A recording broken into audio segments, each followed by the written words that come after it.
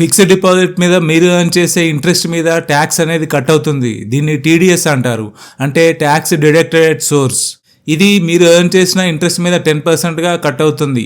ఒకవేళ మీరు pan submit చేయకపోతే ఈ టీడీఎస్ అనేది 20%గా కట్ అవుతుంది. అయితే ఈ టీడీఎస్ కట్ అవడానికి కొన్ని థ్రెషోల్డ్ లిమిట్స్ ఉన్నాయి.